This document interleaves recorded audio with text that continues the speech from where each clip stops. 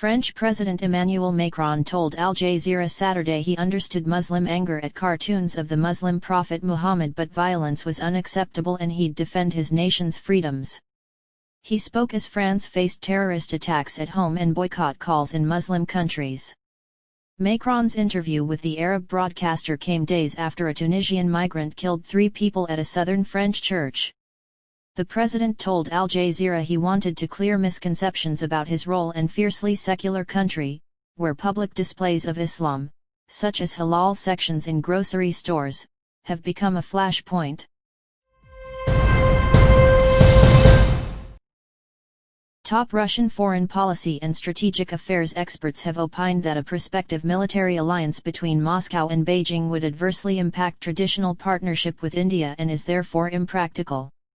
Russian President Vladimir Putin had recently speculated that a military alliance between Moscow and China is possible, although both sides in general have no need for it.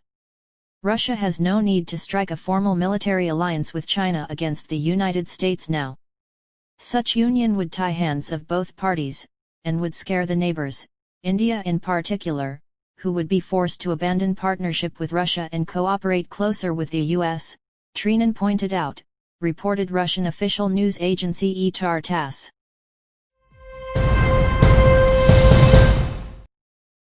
Rafael Nadal has described old rival Roger Federer as one of the greatest men in the history of sport.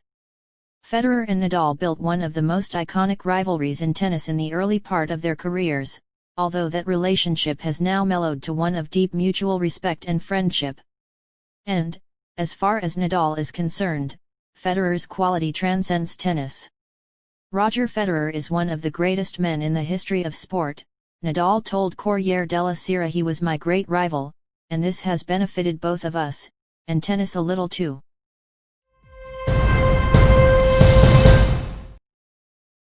It will likely take 3 to 4 years to manufacture enough vaccines to cover the world's population, but high-income countries and a few middle-income countries with manufacturing capacity such as India, have already purchased nearly 3.8 billion doses.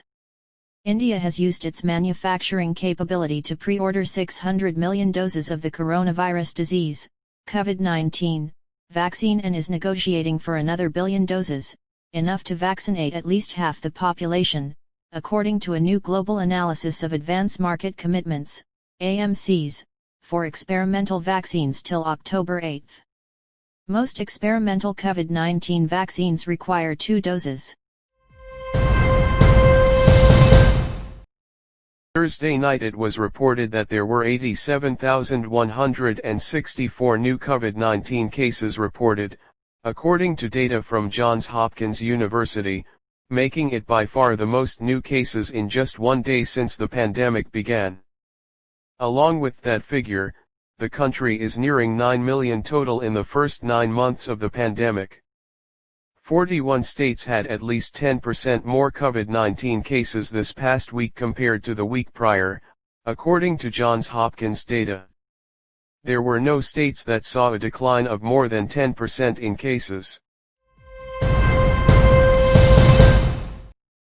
Credence has been given to the talk that Donald Trump is considering firing FBI Director Christopher Wray after the election.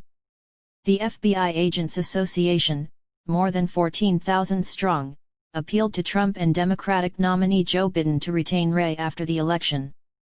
In letters to the nominees, Brian O'Hare, the FBI Agents Association president, explained that since 1976, FBI directors have been appointed for 10-year terms to protect the law enforcement from politics. While they can be removed by presidents, O'Hare noted that doing so could lead to instability and damage to the Bureau's operations.